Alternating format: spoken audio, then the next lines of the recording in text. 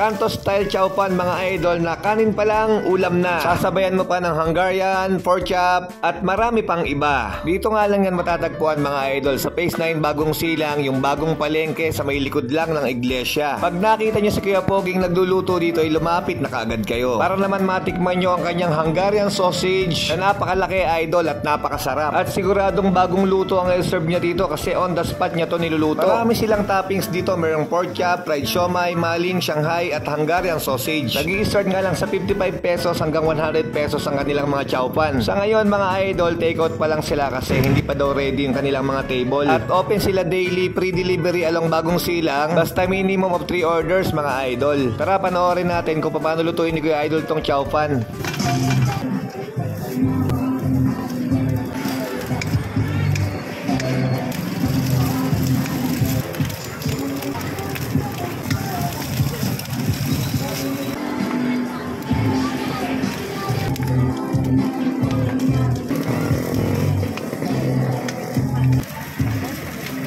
Sarap to.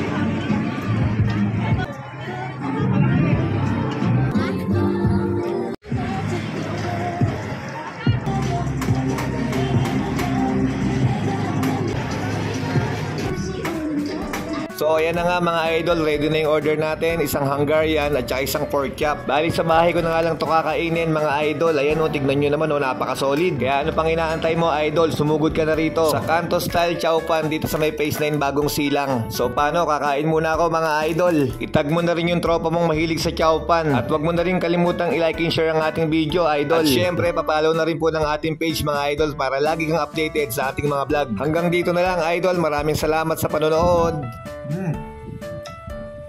Sarap na itong Hungarian.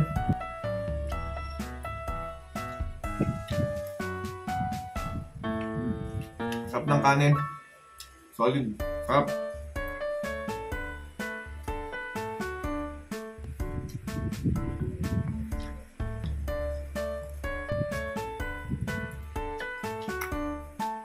Wow! Ang laki! Tikman naman natin itong pork chop. Lambot. Ang lambot ng baboy mga idol. Isang ano ko lang ng kutsara. Ito kagad.